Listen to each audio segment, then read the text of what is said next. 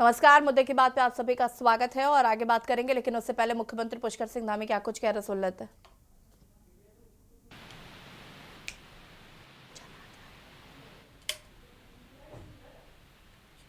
फिर से रामयुग यहाँ पर प्रारंभ हुआ है।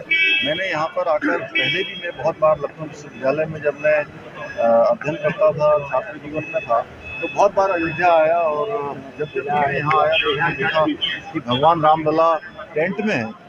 तो मन में भावुकता उस समय होती थी, लेकिन आज एक अलग प्रकार का है। हम सब गौरवान्वित हैं कि ये क्षण हमको मिल रहे हैं और फिर से रामयुग शुरू हो रहा है। जिस तरह बात की जाए, आपने जमीन की बात की थी अपने कि यहाँ पर अभी जिस तरह लोग आ रहे हैं अपनी जमीन के लिए बात कर रहे हैं कि उनका भी आपका हमने यहाँ पर उत्तर प्रदेश की सरकार से, माननीय योगी जी से इस पर अनुरोध किया है कि हमको जमीन जल्दी दे देंगे तो हम लोग यहाँ पर जो है एक उत्तराखंड के लोग, चूँकि उत्तराखंड का और अयोध्या धाम का आपस में बहुत गहरा संबंध है और लोग आएंगे तो जल्दी हमको यहाँ पर ज़मीन मिल जाएगी, तो हमारा भी एक सदन यहाँ पर बन जाएगा, जिससे आने जाने वाले लोगों का और एक परस्पर संबंध बना रहेगा। व्यवस्थाओं को देखिए क्या कहेंगे, जिस तरह से आप यहाँ पर आए हैं, कैसा लगा आपको यहाँ पर आकर के? नहीं, अच्छा है। तो हर एक राम भक्त और राष्ट्र भक्त जाता है अयोध्या जाएं और रामलला की प्रतिष्ठा हुई है, उनका दर्शन करें। सर 2024 में राम मंदिर का असर पड़ेगा? देखिए, राम यत्र हैं सर्वत्र हैं, यत्र तत्र और सर्व। और यहाँ पर मुख्यमंत्री पुष्कर सिंह धामी को आप सुन रहे थे। आपको बता दें कि अपनी पूरी कैबिनेट के साथ मुख्यमंत्री पुष्कर सिंह धामी रामलला के दर्शन करने के लिए पहुंचे। वित्त मंत्री प्रेमचंद अग्रवाल, सतपाल महाराज, रेखा आर्या समेत तमाम विधायक और मंत्री जो है वो मौजूद नजर आए। मुद्दे की बात में बात करेंगे। फर्रुखाबाद में करोड़ों खर्च फिर भी गंगा में बह रहा है जहर। बता दें कि नाले का पानी गंगा जल को बना रहा है जहरीला। गंगा के जहरीले पानी में साधु संत ने लगाई डुबकी। कारखानों से निकलता है केमिकल युक्त पानी। कानपुर में गंगा और पांडु नदी हो रही है प्रदूषित। करीब 5 करोड़ लीटर से ज्यादा प्रदूषित पानी समा रहा है। फर्रुखाबाद में लाखों करोड़ खर्च करने के बाद भी गंगा की अवरधारा प्रदूषित हो रही है। केमिकल युक्त गंदे नाले का पानी गंगा जल को जहरीला बना रहा है। वहीं मेला रामनगरिया में आए साधु संत ने गंगा के जहरीले पानी में ही डुबकी लगाई। जानकारी के मुताबिक क्षेत्र के छपाई कारखानों से केमिकल युक्त पानी निकलता है, जो सीधे तौर पर गंगा नदी में नदी के जरिए आकर मिलता है। वहां पर आए श्रद्धालुओं का कहना है कि गंगा में पाप धोने नहीं बल्कि बीमारियां लेने आते हैं। रोजाना मरीज चर्म रोग की समस्या को लेकर अस्पताल पहुंच रहे। रोज हजारों टन केमिकल युक्त पानी गंगा नदी में गिरता है। वहीं कानपुर में गंगा और पांडु नदी में नालों की गंदगी रोकने के दावे जांच में फेल हो गए हैं। रोजाना 5 करोड़ लीटर से ज्यादा प्रदूषित पानी गंगा और पांडु नगर में प्रभावित होता है। जो कि नाले और टैप नहीं किए गए हैं, उन पर बायो रेमेडिएशन किया जाना था। इस पर नगर निगम हर साल करीब 3 करोड़ रुपए से ज्यादा खर्च करता है, लेकिन जांच में किसी भी नाले पर बायो रेमेडिएशन होता नहीं पाया गया है।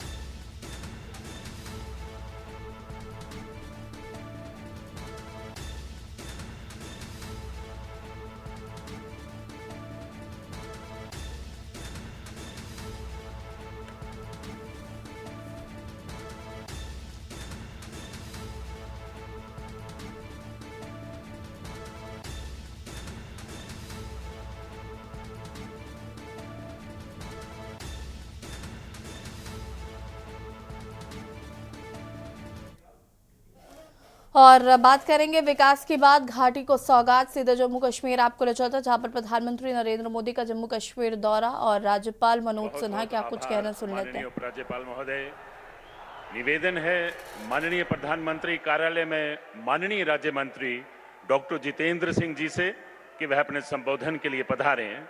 डॉक्टर जितेंद्र सिंह जी।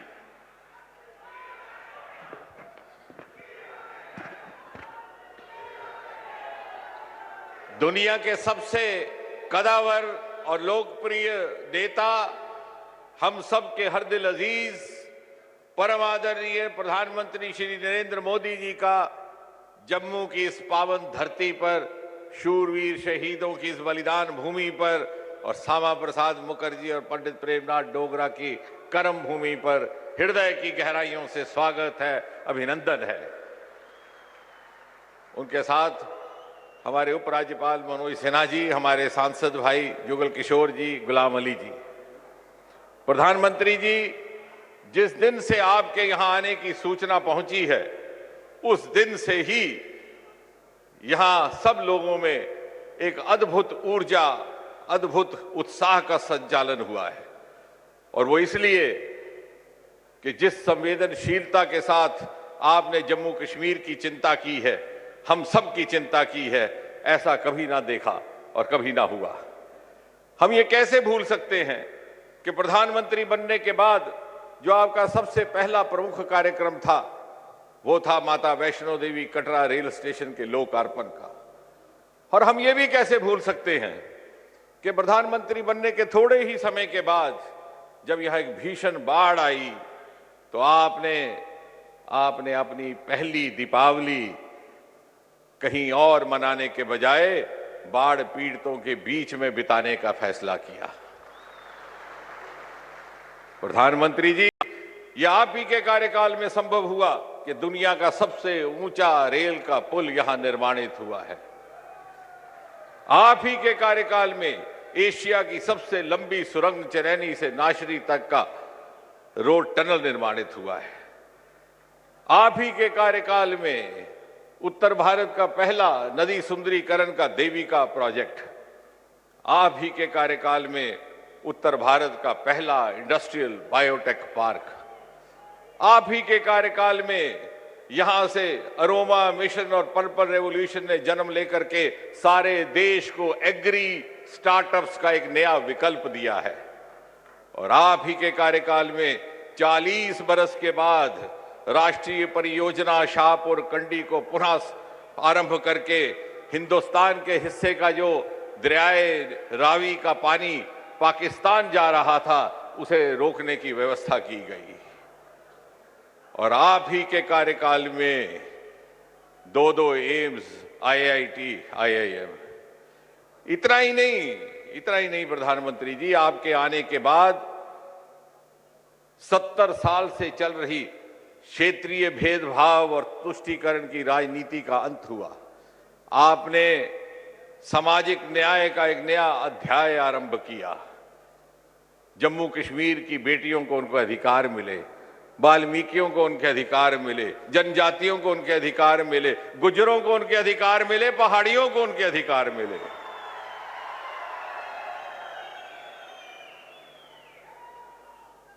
कश्मीरी पंडितों को उनके अधिकार मिले। कोई ऐसा वर्ग ना था वो वंचित रह गया। प्रधानमंत्री जी, अनुच्छेद 370 को हटा करके आपने दुनिया के आगे ये सिद्ध कर दिया, ये साबित कर दिया कि मोदी है तो मुमकिन है, कि मोदी है तो मुमकिन है। और फिर 500 साल के इंतजार के बाद श्री राम मंदिर के दर्शन करवा के जहां आपने ये सिद्ध कर दिया कि मोदी की गारंटी ही असली गारंटी है, उसके आगे और कोई गारंटी नहीं।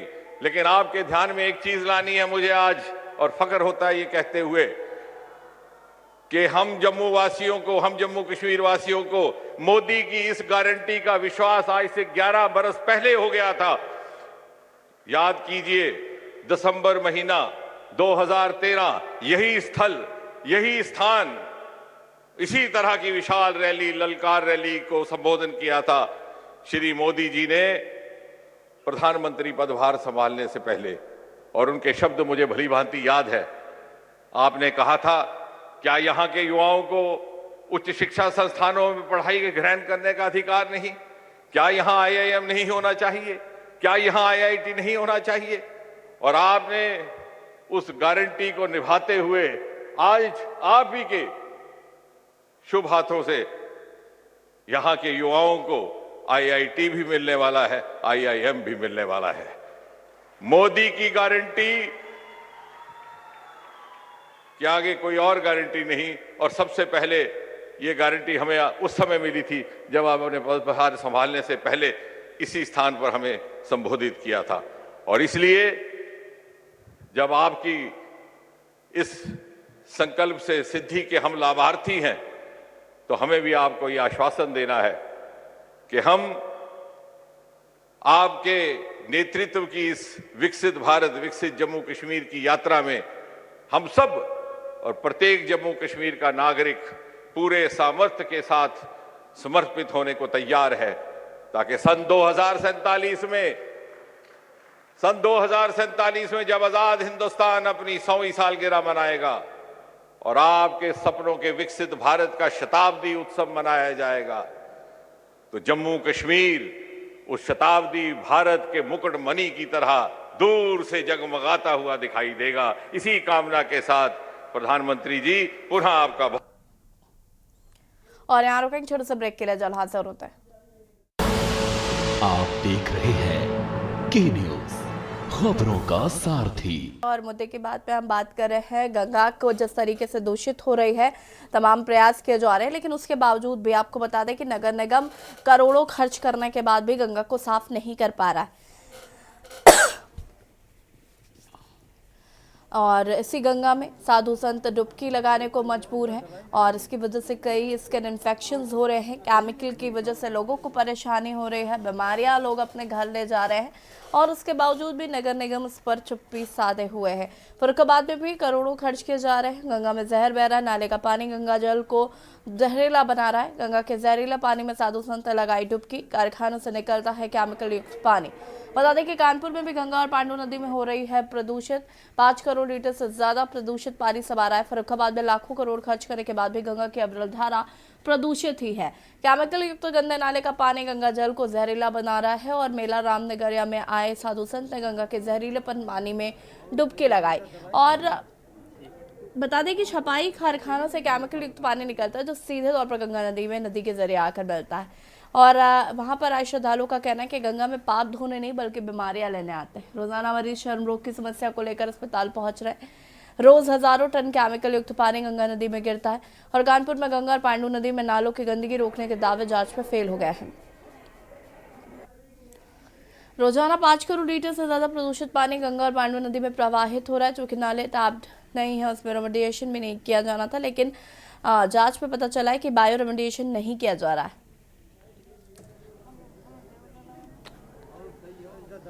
शासन ने तो कहा था कि बंद करा देंगे, लेकिन अभी तक फिर आज सूचना मिली है कि गंदा नाला फिर गंगा जल में गुजर रहे हैं और उसी से आगे इलाहाबाद प्रयागराज में भी संगम पर भी जहाँ गंगा जी के आगे सिंगेरी मठ वो है, आगे गढ़ बिठूर घाट कानपुर में भी गंगा जी का वहाँ पर भी मेला लगता है। इसी तरीक़ा से अनेकों गंगा जी के घाट पे मेला लग रहे हैं, लेकिन देखा जाए तो फर्रुखाबाद से ही गंदे नाले का प्रयोग ज़्यादा हो रहा है। उससे आगे क्योंकि गंगा किसी शहर से गुजर के नहीं आए, कोई गंगा कोई नाला नहीं गिर रहा है, लेकिन फर्रुखाबाद में भी बहुत अपरा काशी के नाम से विख्यात मेला है और गत वर्षों के वहाँ इसकी बढ़ोतरी हो रही है हर वर्ष और इस नाले की भी हर साल मांग उठाई जा रही है। तो ये कह दिया जा रहा है कि प्लांट बढ़ रहा है, चालू हो जाएगा, लेकिन 4 वर्ष हो गई अभी तक कोई प्लांट की तैयारी नहीं हो पा रही है और नाला चल रहा है। करोड़ों खर्च किए जा रहे हैं, फिर भी गंगा में बह रहा है जहर।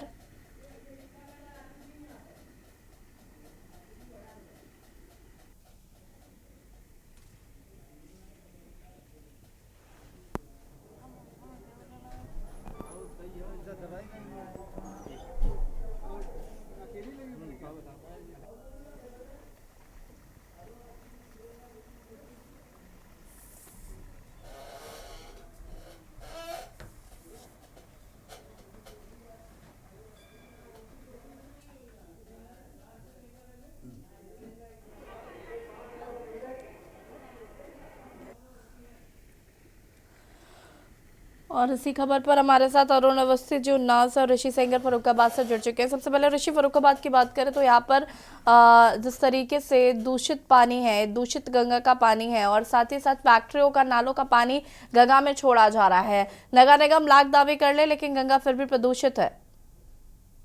जी बिल्कुल, यहाँ लगातार गंगा नदी में फैक्ट्रियों का पानी जा रहा है, जिससे आम जनमानस संक्रामक बीमारियों का शिकार हो रहे हैं। माघ मेला लगा हुआ, माघ मेले में लगभग 2 लाख से अधिक साधु और संत यहाँ पर आकर कल्पवास कर रहे हैं और स्नान कर रहे हैं, जो संक्रामक बीमारियों का शिकार हो गए हैं। जो कल्पवास में अस्पताल बनाएगा उसमें लगभग 200 से लेकर 500 की संख्या में मरीज देखे जा रहे हैं, जिन्हें पेट दर्द और चर्म रोग से ग्रसित हैं।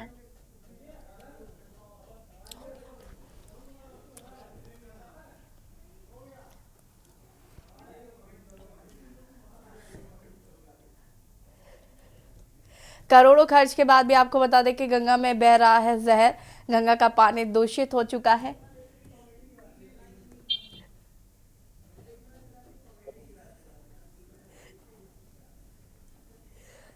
और लोगों को कई तरीके के इन्फेक्शन हो रहे हैं।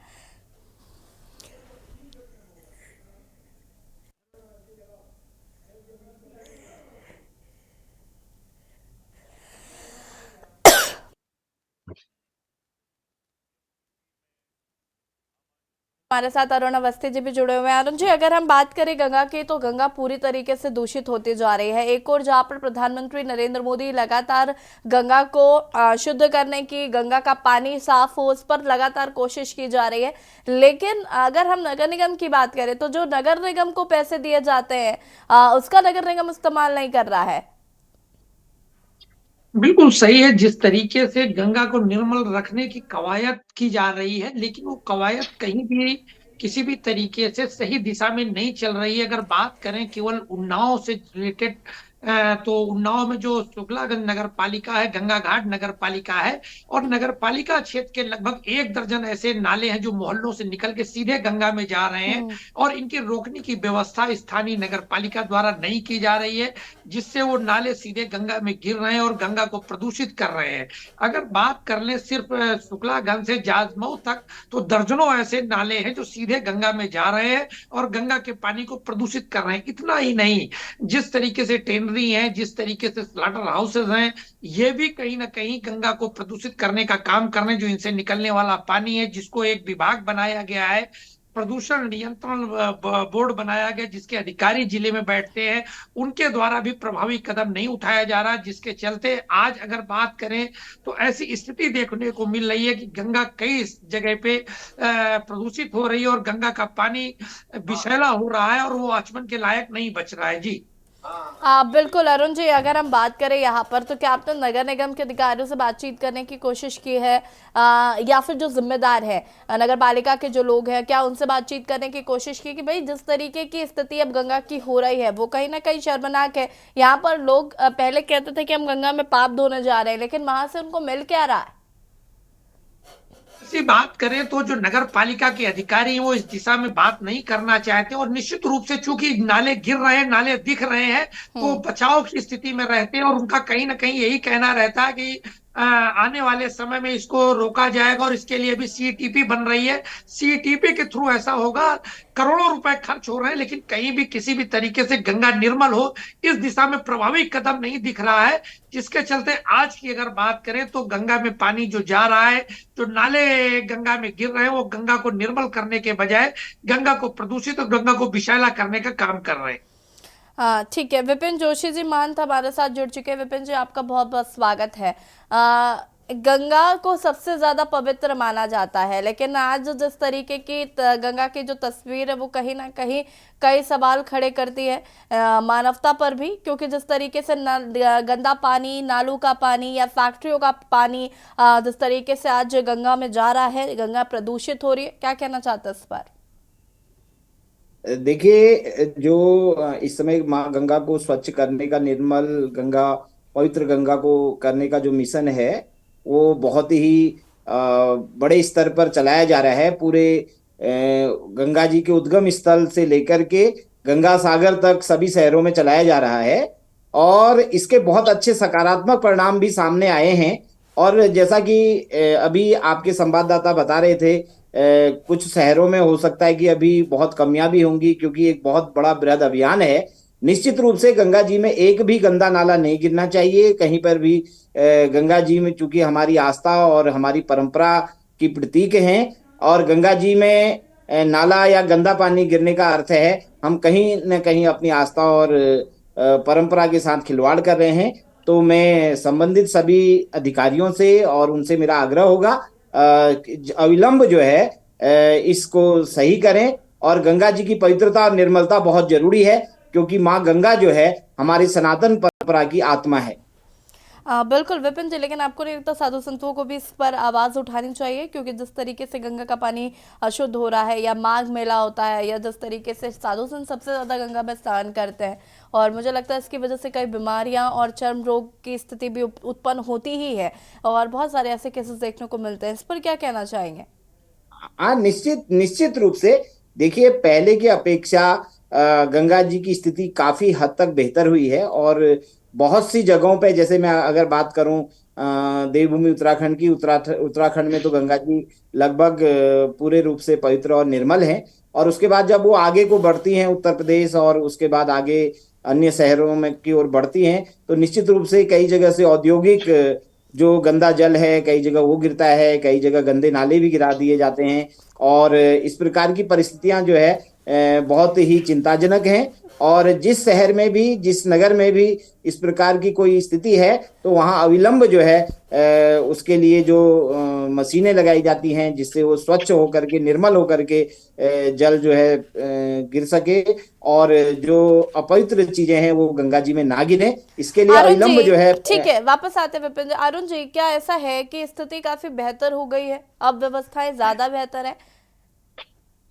बिल्कुल, अगर बेहतरी की बात करें तो निश्चित रूप से जो अभियान चला था उसके बाद गंगा के किनारे घाट बनाए गए हैं, और घाट से भी गंगा दूर हो चुकी है। इसलिए जो नाले गिर रहे हैं वो निश्चित रूप से दिखते हैं, और नाले सीधे बढ़ के गंगा जी तक जा रहे हैं। लेकिन इस दिशा में अगर स्थानीय प्रशासन की बात कर लें, नगर पालिका प्रशासन की बात कर लें, तो नगर पालिका प्रशासन निश्चित रूप इसके प्रति गंभीर नहीं है, और नाले सीधे गंगा में जा रहे होते हैं। इनको कई बार इस दिशा में सवाल भी उठाए गए, लेकिन नगर पालिका के स्तर से वो कार्रवाई नहीं की गई जिससे गंगा निर्मल हो सके।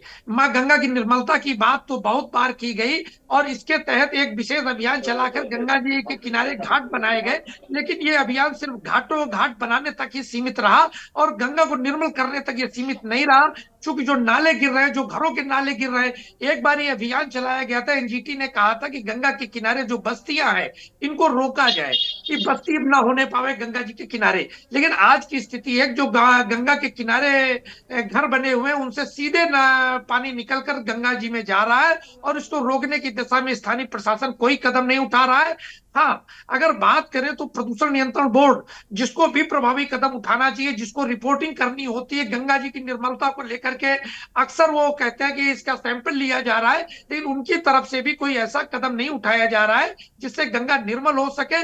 आज की स्थिति ये है कि कई बार ऐसे अभियान चलते हैं जब लोग गंगा के किनारे जाते हैं और बगैर स्नान किए गंगा के दर्शन करके लौट आते हैं, और ऐसी स्थिति में लोग यही कहते हैं कि आज की स्थिति ये दिख रही है कि आज का पानी, जो मां गंगा का पानी, वो आचमन लायक नहीं बचा है, बल्कि विषैला होता हुआ दिख रहा है। बिल्कुल ऋषि, अगर हम फर्रुखाबाद की बात करें तो यहाँ पर जिस तरीके से फैक्ट्री संचालित की जा रही है और उसका पानी गंगा में जा रहा है, क्या इसको लेकर रोका नहीं, इसकी रोकथाम के लिए क्या किसी तरीके के कोई प्रयास नहीं किए जा रहे?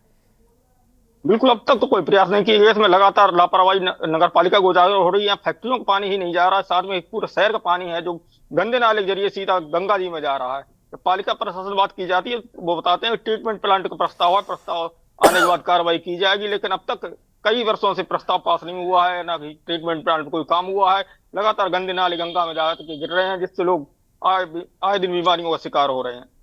ठीक है, आप सभी का बहुत बहुत शुक्रिया चर्चा में शामिल होने के लिए। और मुद्दे की बात पे हम बात कर रहे हैं गंगा की पवित्रता को लेकर, शुद्धता को लेकर, जिस तरीके से तमाम प्रोजेक्ट्स चल रहे हैं।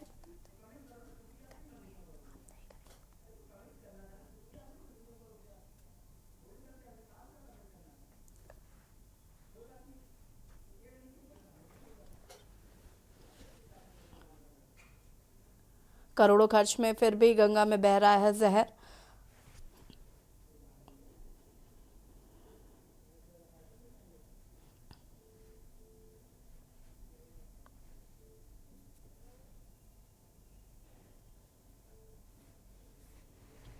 गंगा की स्थिति खराब है फिलहाल।